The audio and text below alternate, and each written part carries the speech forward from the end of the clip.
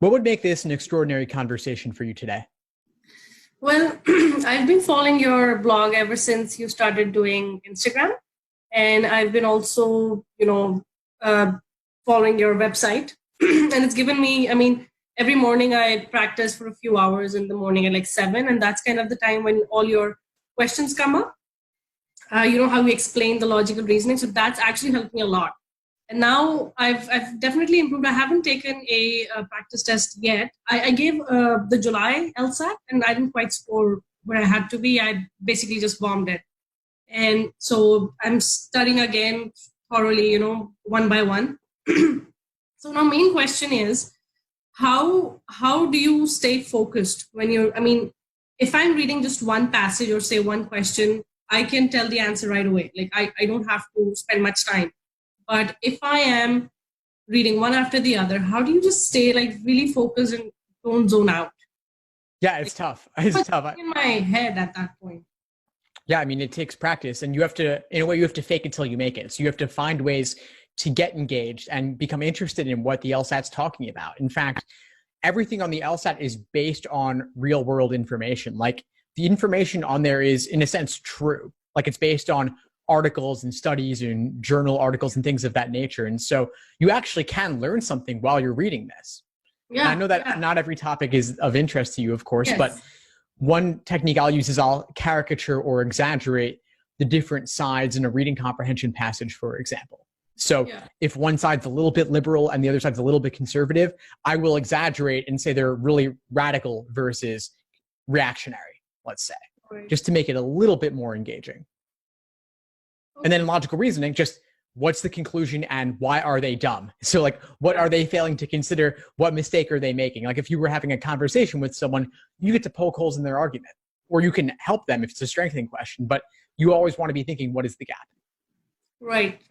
And then I also was thinking, like when their questions, say the vulnerable to criticism questions or flaw questions, when it's like, simple wording, when it's not abstract, they're always right.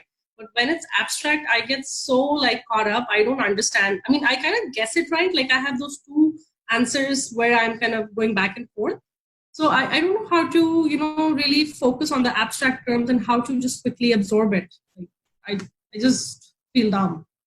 Yeah, no, it's understandable. I mean, the LSAT's really great at making smart people feel stupid. They use every trick in the book. And so for abstract language, you've got to practice it so that it becomes more familiar to you. The only reason it's hard is that this is language we don't use in everyday speech. But the abstract language on the LSAT, it repeats itself. You've probably seen, you've done a handful of exams. Those same phrases come up again and again. And so you can learn it. You have the chance to learn it now. So basically, as an exercise, whenever you come across abstract language, keep a running list of those phrases and then look them up. Okay. You could even practice for, let's say, abstract flaw language, describing potential flaws that are wrong, even for the incorrect answer choices. You could think to yourself, how could you manipulate the stimulus, the argument, so that it would actually fit one of those other wrong answer choices? Okay. And then what if you encounter a word? I mean, my first language is definitely not English. I moved to North America 10 years ago, but I'm pretty good at English. I've always studied in English school. But there are certain words which come up. I can kind of guess what they mean, but sometimes they don't mean that. I mean, what would you suggest? Should I just leave the question for now and then come back to it later? Or what should I do? Something like that comes up. Yeah, I mean, if there are a lot of words like that in a given question, then yes, I would flag it, skip it, come back to it at the end. Because if you don't understand a handful of the words, that's going to obviously make your odds on that question lower. But if it's one or two words, you could try to figure them out in context. Occasionally, for a really difficult technical word, they will define it in context in the passage.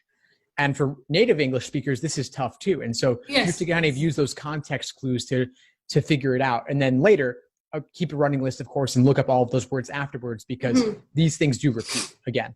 Yes. I've seen a few words repeat again and again in my practice test. So yeah.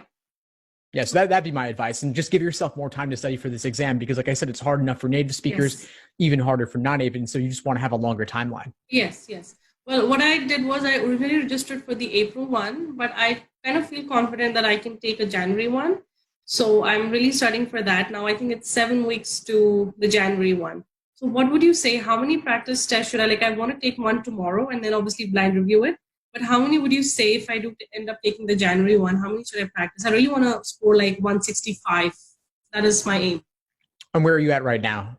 I'm at, I would say, somewhere like 142, 145. Okay. So that is a huge increase to look to get in 7 weeks. Yes. Do you have any other obligations, or are you studying full time? Well, I'll be studying pretty much, say, 30, 35 hours a week. Okay. That's a lot. That's really the maximum I would recommend. And so will it be enough? It's hard to say.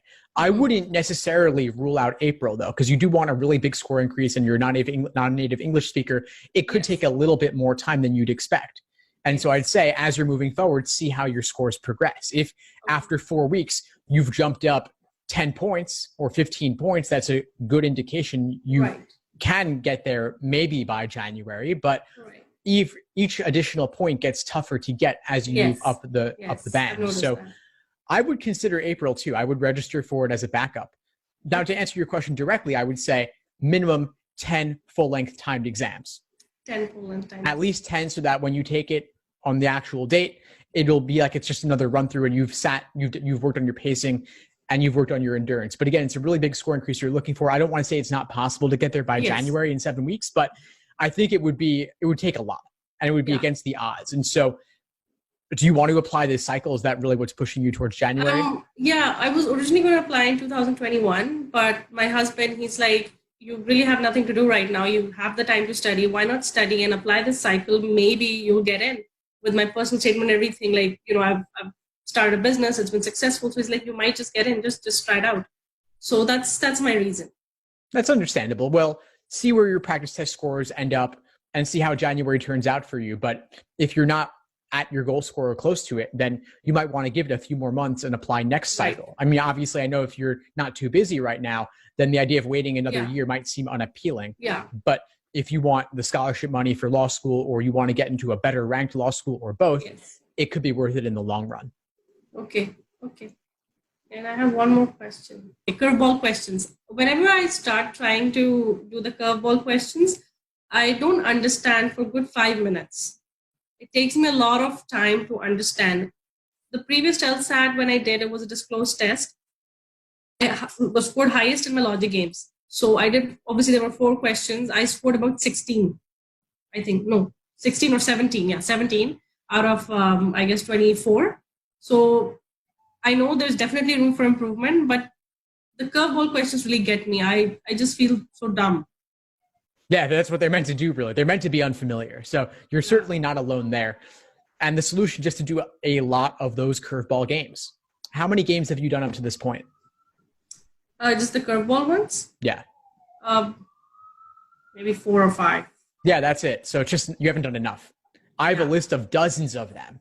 And if you really want to master games, and games are actually the most perfectible section. So I would want you getting close to perfection or perfection on those. So run through that list. And that's one of those things where it takes a long time to work through everything, because you have to build the foundation with the common question types.